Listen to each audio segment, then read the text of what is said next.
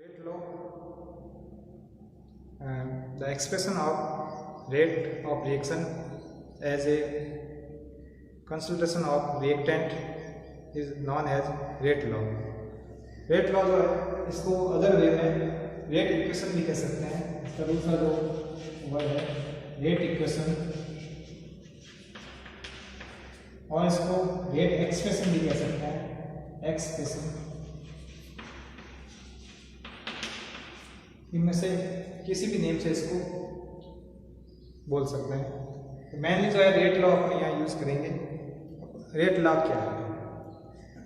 क्योंकि rate of reaction को हमें किस फॉर्म में या रिप्रेजेंट करना है, रिएक्टेंट की कंसंट्रेशन के फॉर्म में। एक सिंपल सी रिएक्शन है,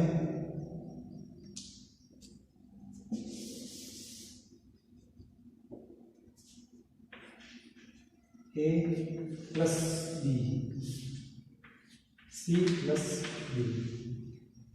ये रिएक्टेंट है A and B and product है C एंड B, जो कैपिटल में लिखे हुए हैं। इसके साथ साथ में स्मॉल लेटर में यहाँ आगे A एंड B लिखा है एंड C एंड D लिखा है। तो ये जो स्मॉल लेटर में लिखे हुए हैं वो स्टोइकोमेट्रिक कोएफिशिएंट है, मींस जो रिएक्शन को बैलेंस करने में यूज होते हैं।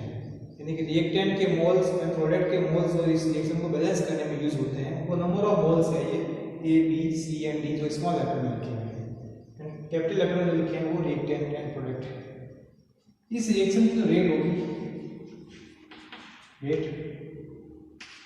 Is proportional to only reactant, product of reactant A and B, concentration of reactant A and B।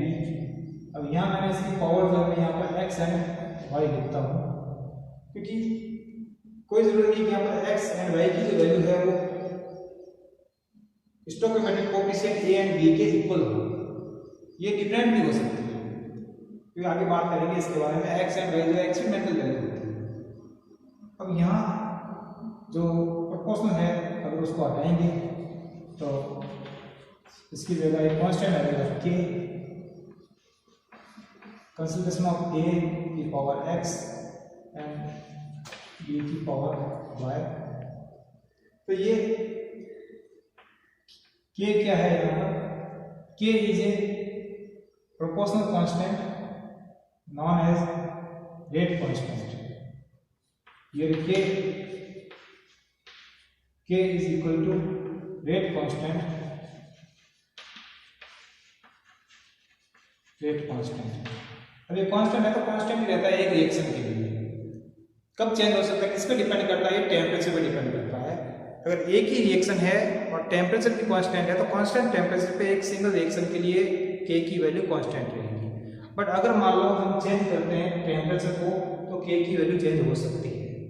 अगर डिफरेंट रिएक्शन है तो उनके लिए k की वैल्यू डिफरेंट होती है। वो नेचर ऑफ रिएक्शन पे भी डिपेंड करता है, टेम्परेचर दोनों पे डिपेंड करता है k की वैल्यू। अब ये जो आपने देखा यहाँ पर रेट का फॉर्मूला जो है खाली रिएक्टेंट पे ही क्यों डिपेंड कर रहा है? हमने इसको एक्सप्रेस किया है रेट ऑफ रिएक्शन को in the form of concentration of reactant. तो ऐसा क्यों किया? क्योंकि इसमें आपने क्लास 11th में एक चैप्टर पढ़ा होगा इक्विलिब्रियम वाला, उसमें लॉ ऑफ मास एक्शन था। जो गुल्बर एंड वागे जो साइंटिस्ट थे, उन्होंने मिलकर ये साइन एक्सप्रेस किया था इसके बारे में कि कोई भी रिएक्शन है, उस रिएक्शन की रेट उस रिएक्शन में पार्टिसिपेट करने वाले रिएक्टेंट के एक्टिव मास के डायरेक्टली प्रोपोर्शनल होती है। तो उसी से हमने इसको ये लिया है रेट लॉ। यहाँ रिएक्टेंट A एंड B है तो उन्हीं की प्रोडक्ट के फॉर्म में हमने इसको rate law, rate of equation को लिखा है।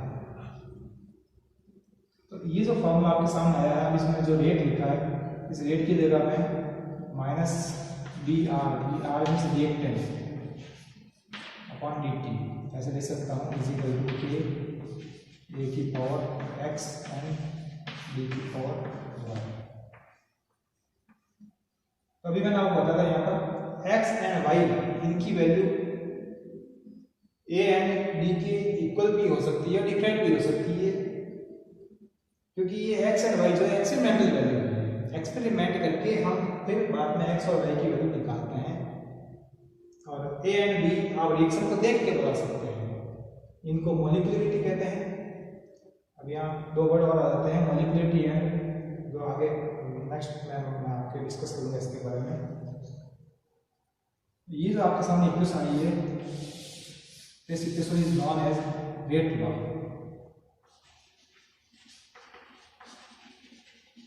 रेट लॉ और रेट इक्वेशन और रेट एक्सप्रेशन,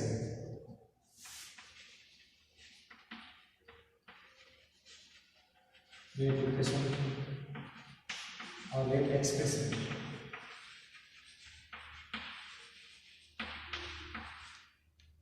तो इनमें से किसी नेम से इसको बोल सकते हैं। तो अब आप यहाँ देख रहे हैं, ये जो इक्वेशन है रेट लॉ जो है, ये डिफरेंशिएट इक्वेशन है। मैथ्स में अपन कैलकुलेशन करते हैं इंटीग्रल एंड डिफरेंशिएशन, तो ये डिफरेंशिएशन इक्वेशन है, डिफरेंशिएट इक्वेशन है। ये इसका डिफरेंशिएशन करना होता है, ये dr/dt जो है इसका डिफरेंशिएट इक्वेशन है। तो इसका यूज हम आगे ऑर्डर ऑफ रिएक्शन को सॉल्व करने के लिए उसको करेंगे, इसका फॉर्मूला डिराइव करने के लिए इसका यूज होगा। तो ये जो इक्वेशन आपके सामने आई है, ये रेट लॉ है।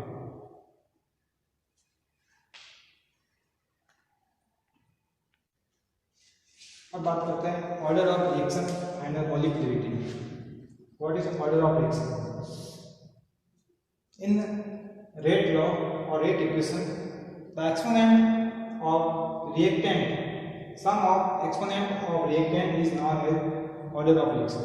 अब यहाँ एक्सपोनेंट ऑफ रिएक्टेंट जो है a x एंड y है, तो ऑर्डर ऑफ रिएक्शन जो है वो x plus y is equal to n, इसको n से रिप्रेजेंट करेंगे ऑर्डर ऑफ रिएक्शन।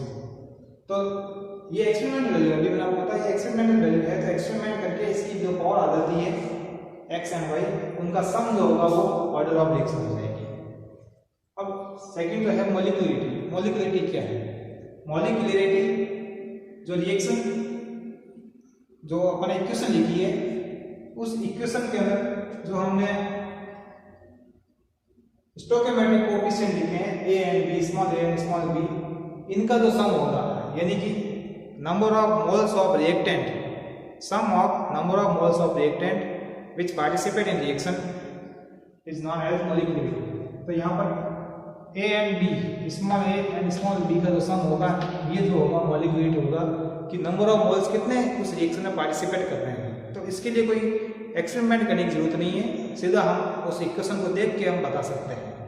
तो देख के बता सकते हैं, इसका मतलब यह हुआ कि molecularity is a theoretical value and order of reaction is a practical value, क्योंकि इसको प्रैक्टिकल करके हमें पता करना पड़ेगा, एक्स एंड वाई को प्रैक्टिकल करके कैलकुलेट करना पड़ेगा। तो ये n जो आएगा यहाँ पर order of reaction, this is a practical value. And molecularity जो अपन रिएक्शन को देखकर, जो बैलेंस इक्वेशन है, उस बैलेंस इक्वेशन को देखकर हम इसको सीधा लिख सकते हैं। तो इनका जो सम होगा वो मॉलिक्यूलरिटी हो जाएगी। नेक्स्ट, रेट ऑर्डर ऑफ जो रिएक्शन होती है वो 0 भी हो सकती है, 1 2 3 कुछ भी हो सकती है, एंड फ्रैक्शन भी हो सकती है, मे बी इन फ्रैक्शनल भी हो सकती है, और नेगेटिव भी हो सकती है, पॉजिटिव नेगेटिव दोनों में हो सकती है। बट मॉलिक्यूलरिटी जो होगी वो हमेशा जो है नेचुरल नंबर में होगी, नेचुरल नंबर है उसमें होगी, मीन्स 1 से स्टार्ट होगी, 1 2 3, ये कभी भी 0 नहीं हो सकती। मॉलिक्यूलरिटी जो है वो 0 नहीं हो सकती, और ना ही ये फ्रैक्शनल में होगी, ठीक है, और ना नेगेटिव में होगी। तो ये दोनों में डिफरेंस है।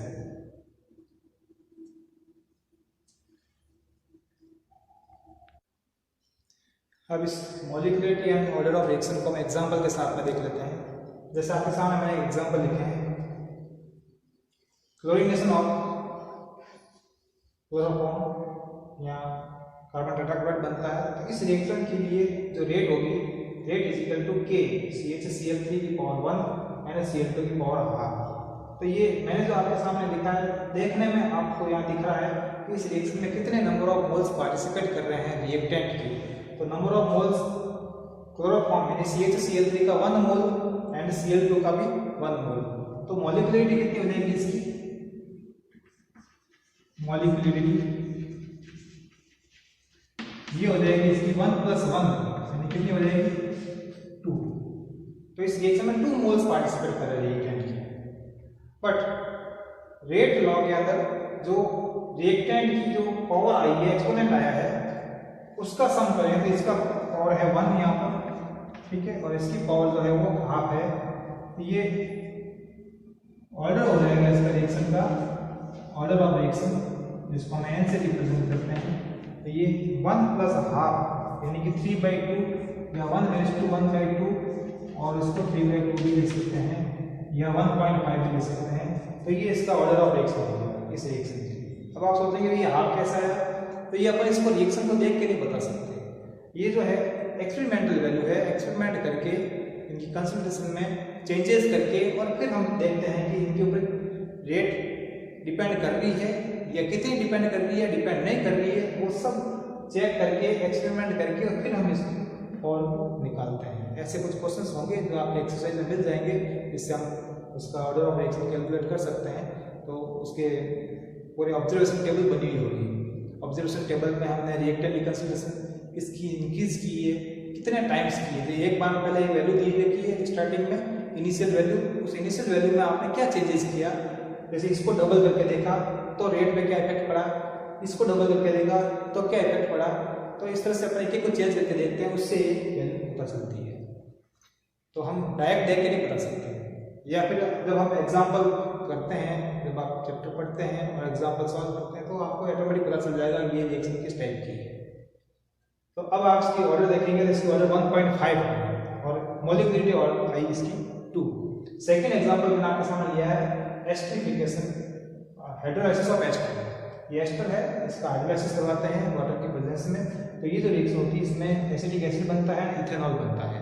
तो इस रिएक्शन के लिए जो रेट होगी, देखने में आपको रिएक्शन के रिएक्टेंट के मोल कितने पार्टिसिपेट कर रहे हैं, 1 + 1, यानी कि मॉलिक्यूलरिटी इसकी तो हो जाएगी, मॉलिक्यूलरिटी हो जाएगी 2, 1 + 1 कितनी होगी 2। और बात करते हैं अब इसके ऑर्डर की। कंसंट्रेशन जो है इसके ऊपर 1, ये 1 पे डिपेंड करता है, और ये वाटर की कंसंट्रेशन पे इफेक्ट नहीं पड़ता है, तो ये 0 होगी इसकी। यानी कि वाटर की कंसंट्रेशन चाहे इंक्रीज करो चाहे डिक्रीज करो, रेट ऑफ रिएक्शन पे कोई इफेक्ट नहीं पड़ता है, तो इसलिए इसकी पावर हो जाएगी 0। तो अब इसकी आप टोटल ऑर्डर कैलकुलेट करते हैं, तो 1 + 0 कितनी हो जाएगी ऑर्डर जो हो जाएगा इसका रिएक्शन का, इसको n से रिप्रेजेंट करते हैं, ये हो जाएगा 1। तो इस तरीके से ये कुछ एग्जांपल लेके मैंने आपको बताया है कि ऑर्डर जो होती है वो रिएक्शन की, वो आप रिएक्शन को देख के नहीं बता सकते, आप उसको एक्सपेरिमेंट करके फिर कैलकुलेट करते हैं। और मॉलिक्यूलरिटी जो है अपन रिएक्शन को देख के थ्योरेटिकली बता सकते हैं।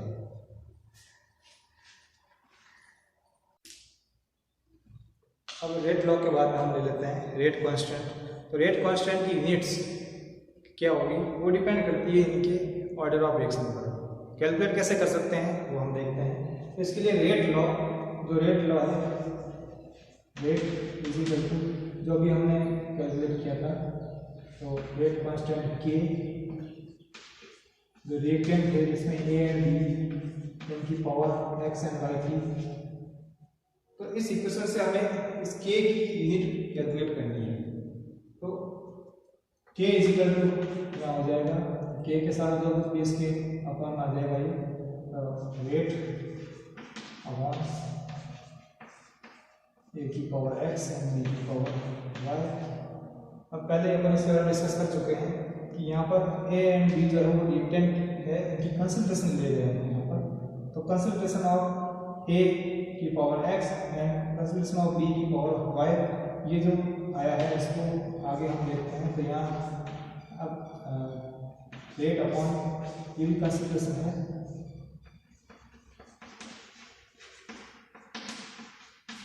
इसकी पावर तो एक्स एंड वाई थी, तो उनको दोनों को ऐड कर दिया एक्स + वाई, इसकी कंसंट्रेशन एक्स, इसकी कंसंट्रेशन वाई, तो दोनों के कंसंट्रेशन को अपने ऐड कर दिया, तो यहाँ पर एक्स + वाई हो गया। और ये जो रेट है इसकी भी अगर अपन लिखें, रेट का जो है वो रेट इक्वल टू हमने किया था, रेट इक्वल टू dr/dt जो था, या dp/dt, ऊपर जो आ रहा है वो कंसंट्रेशन आ रहा है, कंसंट्रेशन अपॉन टाइम। तो ये रेट के लिए ये हो जाएगा इसका। तो जहाँ रेट लिखा है उसकी जगह मैं ये लिख देता हूँ कंसंट्रेशन अपॉन टाइम।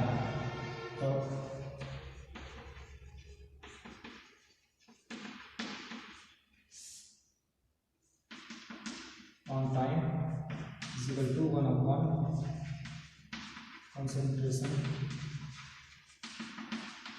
की पावर। अब क्योंकि ये x प्लस वाई जो है ये भी अपन पहले पढ़ किया था, x plus Y is equal to n, जिसको हम ऑर्डर कहते हैं, ऑर्डर ऑफ रिएक्शन। ये ऑर्डर इसकी जगह लिख देता हूँ यहाँ पर n। ठीक है, बस इस तरीके से हम इनकी वैल्यू रख के और डिफरेंट रिएक्शन के लिए कैलकुलेट कर सकते हैं। फिर इसको थोड़ा और इजी करें, थोड़ा सा और इजी वे में इसको करें तो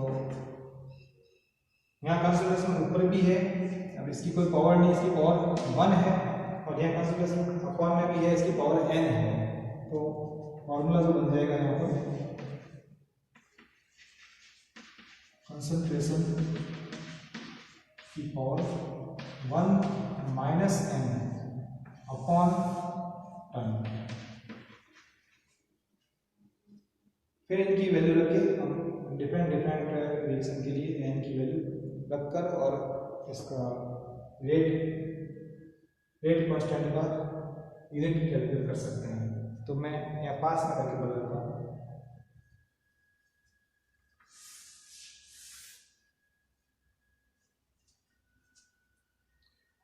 तो ये जो फॉर्मूला है सबसे पहले ले लेते हैं जीरो ऑर्डर रिएक्शन।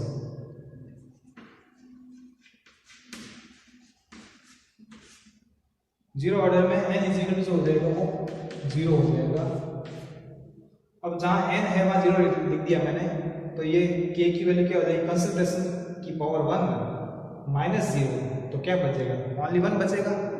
तो इसके लिए रेट जो k इक्वल हो जाएगा कंसंट्रेशन, शॉर्ट में होगा कंसंट्रेशन की पावर 1 अपॉन टाइम।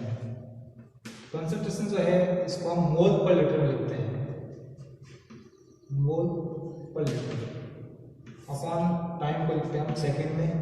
तो इस तरह से ये यूनिट बन जाएगी इसकी मोल पर लीटर। ठीक है ना, ये मोल पर लीटर पर सेकंड, ये बन जाएगी इसकी यूनिट। और जीरो ऑर्डर रिएक्शन। अब और first order reaction, first order के लिए n इक्वल क्या हो जाएगा 1, ये 1 हो गया। तो इस इक्वेशन में हम 1 लिखेंगे। तो k इक्वल टू कंसंट्रेशन जो है वो मोल पर लीटर में है, तो मैंने लिखा ये मोल पर लीटर, इसकी पावर 1 माइनस 1 अपॉन सेकेंड, क्योंकि ये टाइम की यूनिट सेकेंड होती है। तो 1 माइनस 1 यानी कि 0 हो जाएगा। और किसी की भी पावर अगर 0 हो गई है तो कि खुद एक यूनिट हो जाएगी 1, तो पीछे बच जाएगा ओनली सेकेंड। तो यहाँ इसकी यूनिट बन जाएगी सेकेंड इनवर्स। किसके लिए है ये, और फर्स्ट ऑर्डर रिएक्शन। अगर हम लेते हैं इसमें और सेकेंड ऑर्डर रिएक्शन, तो सेकेंड ऑर्डर रिएक्शन को मैं यहाँ कर देता हूँ। सेकेंड ऑर्डर के लिए n इक्वल हो जाएगा वो 2 हो जाएगा, n की वैल्यू 2 हो जाएगी। तो इसकी यूनिट बन जाएगी k इक्वल टू मोल पर लीटर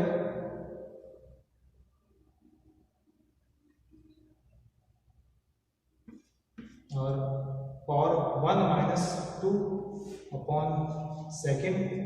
तो 1 माइनस 2 तो पीछे क्या बच जाएगा -1, यानी कि ये इक्वल टू मोल पर लीटर, इसकी पावर हो गई -1, इनवर्स हो गया ये अपॉन सेकेंड। तो इसको पूरा सॉल्व करेंगे, -1 को इससे मल्टीप्लाई करेंगे। तो मोल जो भी पॉजिटिव में है तो -1 से मल्टीप्लाई होगा तो मोल इनवर्स हो जाएगा, एंड लीटर इनवर्स जो है वो इससे मल्टीप्लाई होकर लीटर 1 बन जाएगा इक्वल टू। तो ये हो जाएगा L, पॉजिटिव वाले को पहले लिखते हैं, नेगेटिव पावर को बाद में लिखेंगे, mole inverse and second inverse. तो इस तरीके से ये जो यूनिट, और इसको थोड़ा सा स्पेसिफाई करें तो ये के, इसको हम के नॉट के जीरो लिख सकते हैं, और जीरो ऑर्डर रिएक्शन ये के वन, और फर्स्ट ऑर्डर रिएक्शन ये के टू, और सेकेंड ऑर्डर रिएक्शन। इसी तरह से आगे हम third order reaction, fourth order reaction सबके लिए अपन ऐसा कर सकते हैं, यूनिट कैलकुलेट कर सकते हैं।